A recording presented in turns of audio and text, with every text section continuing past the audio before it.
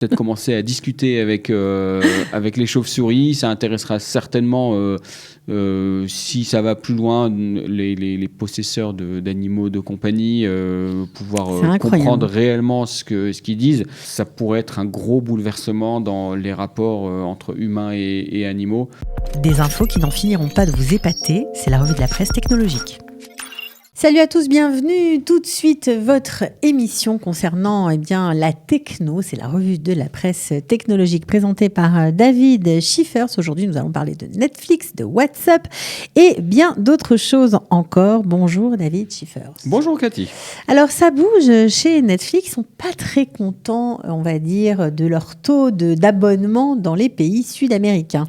Oui, alors en fait, ils sont surtout pas très contents des comptes fantômes, ce qu'ils Oui, appellent. des comptes fantômes. Oui, donc si vous avez un compte Netflix ou semblable et que vous utilisez ou vous partagez votre mot de passe avec plusieurs ordinateurs, voire des copains, des voisins, de la famille, etc., Netflix le sait.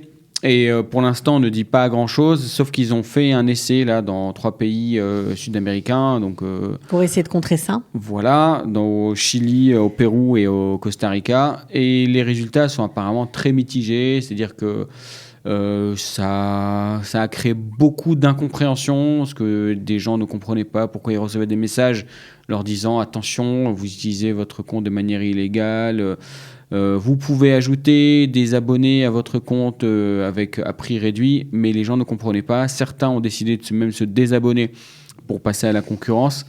Donc je ne suis pas sûr que cette expérience soit très heureuse côté Netflix. Donc ils sont embêtés entre... Ils sont embêtés parce que dans ces pays-là, on partage tout.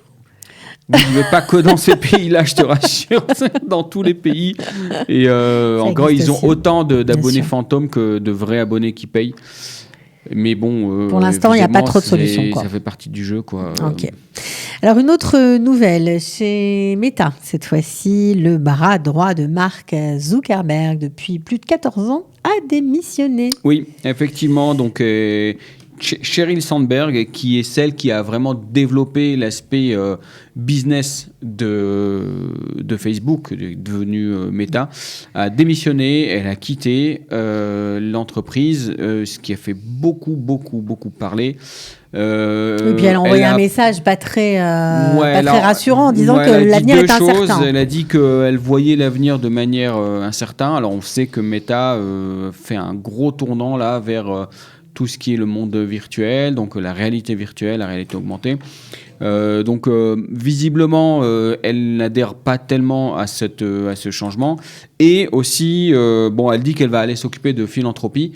Voilà, c'est pas qu'elle va à la concurrence ou qu'elle va faire autre chose, mais peut-être qu'elle a décidé d'arrêter un peu et qu'elle en avait qu'elle avait envie d'un peu plus de sens dans sa vie. Voilà, il y a plein de gens qui font ça, qui font des switches. On lui souhaite plein de bonheur dans ses futures activités. Voilà, et puis puisqu'on vient de parler de Facebook, WhatsApp s'inspire un peu de la messagerie Facebook, puisqu'on va pouvoir un peu mieux agir sur nos messages. Oui, alors 2 nouveautés attendues sur WhatsApp. Premièrement, lorsqu'on supprime un message, c'est définitif. Et apparemment, dans les prochaines nouveautés de WhatsApp, lorsqu'on aura supprimé un message, on pourra revenir sur la suppression d'un message, un peu comme dans notre messagerie mail. Et aussi, on pourra éditer les messages, c'est-à-dire corriger le texte qu'on a écrit. Par exemple, si on a fait une faute d'orthographe, on s'est trompé, au lieu de supprimer et de réécrire, on pourra l'éditer, ce qui sera quand même vachement sympa à faire dans notre messagerie WhatsApp. Voilà, et puis on va terminer avec une petite nouvelle insolite. Ça nous, franchement, je trouve ça assez rigolo. Je ne sais pas trop ce que ça va donner en termes d'applications concrètes, mais des chercheurs de l'université de Tel Aviv ont réussi à décrypter le langage animalier. Oui. Et alors, plus que décrypter, ils ont réussi à le traduire en langage humain. Incroyable. Et apparemment, ils disent que c'est assez prometteur. Donc, pour l'instant, ils l'ont fait qu'avec les chauves-souris qui émettent des ultrasons. Avez-vous vraiment lancé le corona sur la planète ? Voilà, donc on pourra peut-être commencer à discuter avec les chauves-souris. Ça intéressera certainement, si ça va plus loin, les possesseurs d'animaux de compagnie, pouvoir comprendre réellement ce qu'ils disent. Ça pourrait être un gros bouleversement dans les rapports entre humains et animaux. Pour l'instant, c'est vraiment une expérimentation. Enfin, c'est une découverte.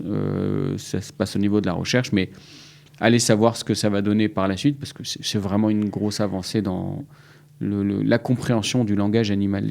Voilà, eh bien, on va attendre, parce qu'on n'a pas le choix, mais en tout cas, c'est assez novateur et inattendu. Bravo aux chercheurs de l'Université de Tel Aviv. Alors nous, on a fini pour cette semaine. Évidemment, on ne parlera pas aujourd'hui du fameux salon de la conférence Apple, la grosse conférence Apple qui est en train de se dérouler. On en parlera la semaine prochaine. Oui, absolument. On attend beaucoup de nouveautés, beaucoup d'attentes de ce salon, mais bon, on en parlera la semaine prochaine, effectivement. On annoncera les nouveautés annoncées aujourd'hui au WWDC. Voilà. La conférence des développeurs d'Apple, le meeting annuel, la grand-messe. La grande-messe. Bon, voilà, on en saura plus la semaine prochaine. En tout cas, merci David Schiffers d'avoir été avec nous. Je rappelle que vous êtes spécialiste en cybersécurité de la société Medacom pour ceux que ça intéresse. On se retrouve évidemment lundi prochain. Merci beaucoup Cathy. Ciao. Et bonne semaine. Vous aussi. Des infos qui n'en finiront pas de vous épater, c'est la revue de la presse technologique.